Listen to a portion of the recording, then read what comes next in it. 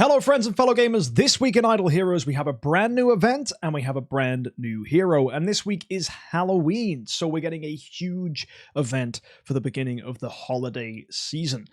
We have now a series of heroic summon scrolls events that are going to be giving us incredible rewards whether you're a free-to-play player or a spender. Halloween's the first, and then after that we get Black Friday, we get Christmas, we get Chinese New Year. These four huge events are going to require you to use scrolls, so today we're going to be asking, is it worth going in for this week's event, or should we wait for the future events coming up in the months to follow? So without further ado, let's go ahead and check out this week's event for Idle Heroes.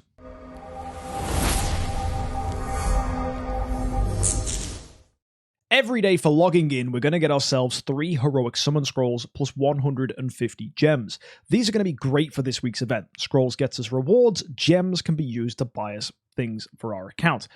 Both excellent rewards. Make sure you log in every day to get all of that. On top of that, we have the cool events where we have the Palace of Eternity and the Palace of Crystal.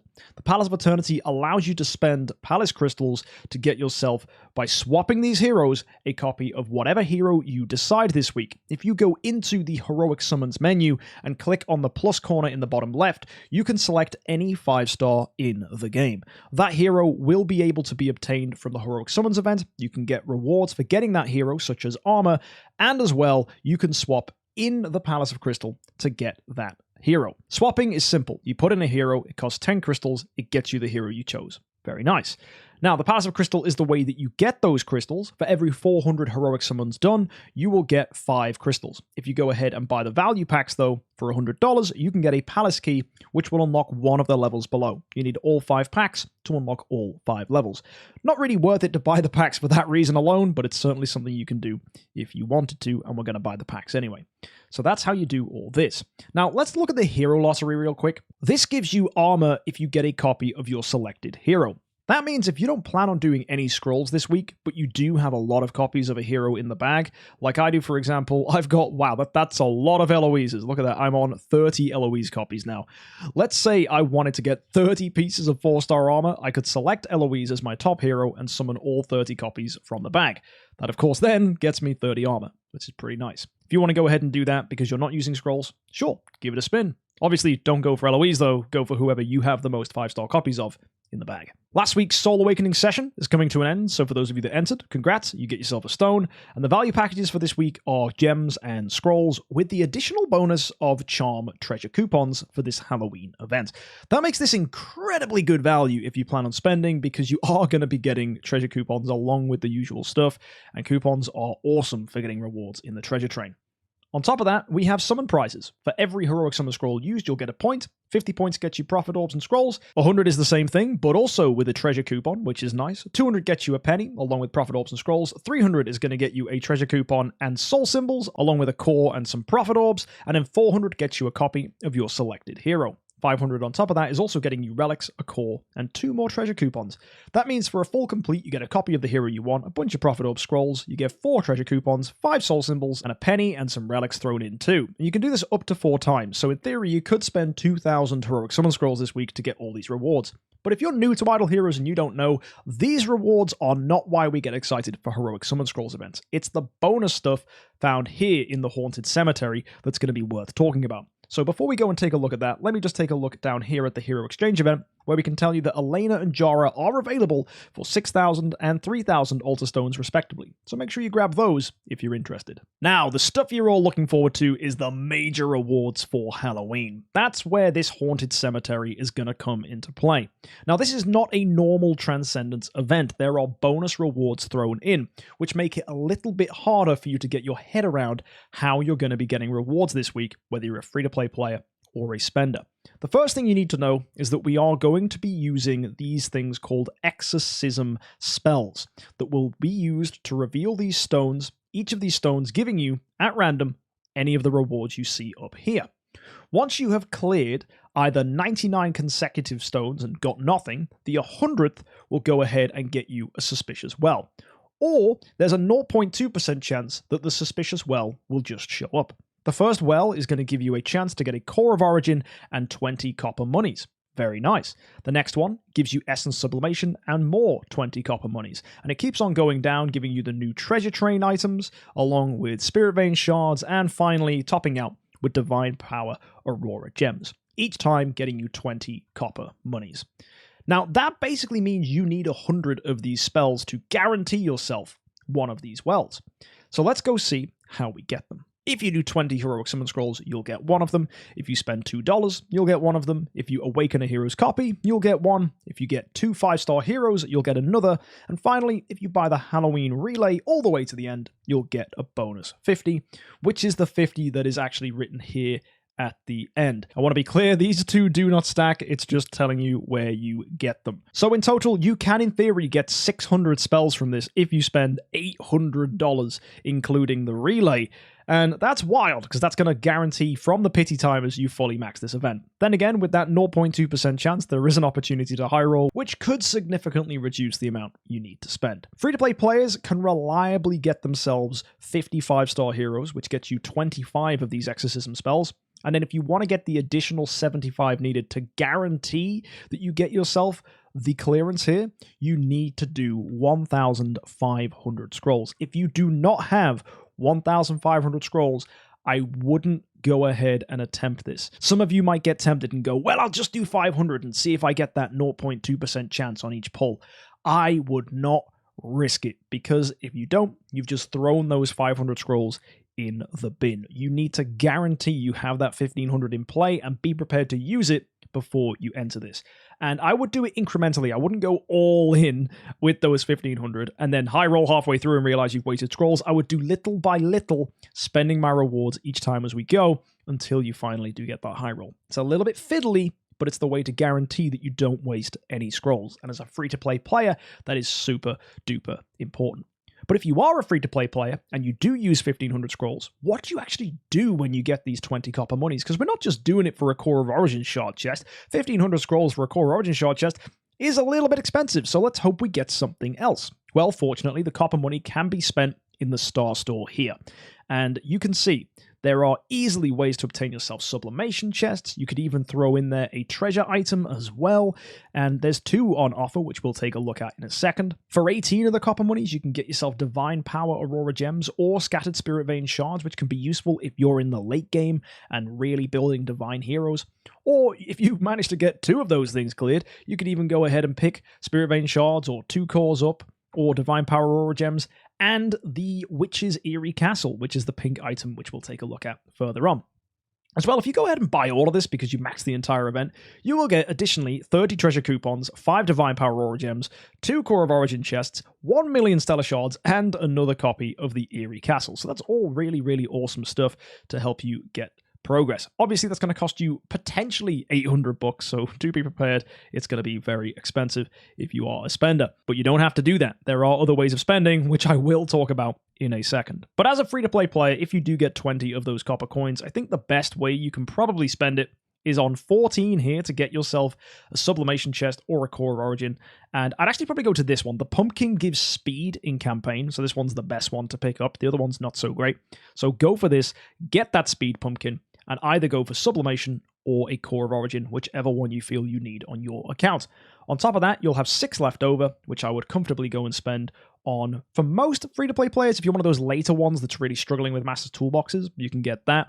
Or perhaps you might even want to get yourself a skin for your Cloud Island, so that you can have a skin on your Cloud Island to improve the overall bonuses you're getting, because that gives you 5 extra levels on the Cloud Island, which is pretty nice. Now let's fast forward to the end here, as we do have a relay. And I think this is what spenders need to be aware of. This relay is going to cost you, I think, around $93 to get everything. It's giving you gems and heroic summon scrolls. It's giving you cores as well. 45 cores of Transcendence, actually, in total, with a bunch of gems as well, scrolls, imminent hero chest, artifact essence. And if you get right to the end, you also get 500,000 Stellar Shards, a new skin for Gaggie, which gives attack, HP, and damage reduction, which is great for Gaggie's Transcendence form. It's a tank hero that also controls. So yeah, I'll be making a video about that over the weekend to tell you just how I would be using this hero in the future. Very, very cool hero indeed. So subscribe if you want to catch that.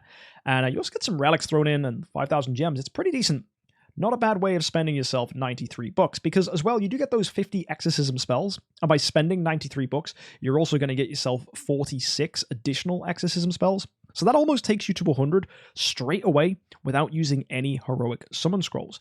So that means you could just do a little bit here, maybe even awaken a hero instead and just get it that way, or perhaps even just go ahead and just get those 5-star heroes in. And that's going to be enough to progress you very comfortably in the first area and get that Core of Origin chest. You could keep going as well, which I would recommend if you have the scrolls for it, and get yourself a sublimation chest too. And that's going to get you 40 copper monies. And the best way to spend 40 copper monies, well, you've got two options. If you're super late game and you really want to go for the Aurora Gem stuff and the Spirit Vein shards, I would absolutely pick them up if I was you. Or if you're more of a mid-game player or early game player looking for sublimation and cores, because of course you need that in the first place before you can even do Destiny upgrades, your best option is to get 2 of the 13 ones to get 2 sublimation chests, and then get the 14 one here with the pumpkin to get either a Core of Origin or another sublimation chest. So you could, in theory, get 2 sublimation chests and 2 Core of Origin chests all from that, which is very nice, and that's just by buying that relay package there. Not bad. You wouldn't even have to use any scrolls at all. And if you did use scrolls, you could push even further and get even more rewards as well, potentially pushing down to getting this particular item. I probably wouldn't do that though, but then again, the 20 copper monies can get you more rewards, so maybe it's tempting. Anyway, let's go take a look at the catch troublemakers. This is wild. It is a fantastic way to spend gems and get some of the fundamental resources to help your account. This gets you any of the resources you see here at random just for going in and doing these ghosts. You will get 3 chances at first for free, and then after that, chances cost 400 gems. That 400 gems then goes on and on and on and on, and you'll see if you open a ghost up and there's 14 consecutive ones where you don't find the troublemaker ghost, the next one is guaranteed to be a troublemaker. And a troublemaker's special. It doesn't get you those rewards. No. It gets you a selectable reward. You can pick up 150,000 stellar shards from this, or maybe 10,000 of a sublimation that you are missing. They're your best rewards to go for here. Some might be tempted by Master's Toolboxes, but whatever you do, I would not go for scrolls, prophet orbs, wishing coins, relics. Definitely not fine wood, definitely not hard rock, and definitely not spiritual essence. Your big stuff here is definitely stellar shards or sublimation. And don't be a cop man and go for crystals of transcendence. It's exactly the same as choosing from spheres. Stellars always best. You need stellars to improve your heroes. You need sublimation to improve your heroes. These are crucial for making progress. And it doesn't just happen once. You can go ahead and do that 6 times. So in theory, you can get 900,000 stellars or potentially 60,000 of a sublimation you need. Not to mention you'll be picking up stellars and sublimation and all sorts of this stuff at random by doing it all. You're going to be doing this 15 times for each troublemaker. That's 90 times you'll be opening this. So that's a lot of rewards coming through.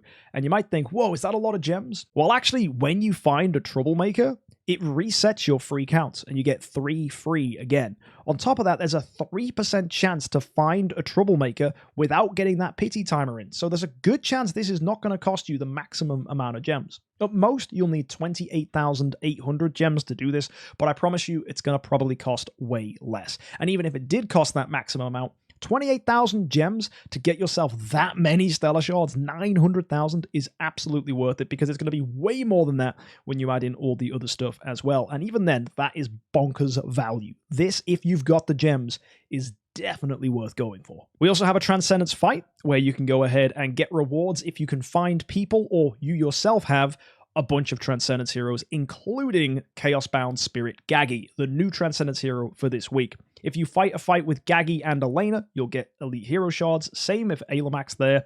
And Mutated Funkus Geista is going to get you a Dark Elite Shard. Natalia is going to get you a Light Shard.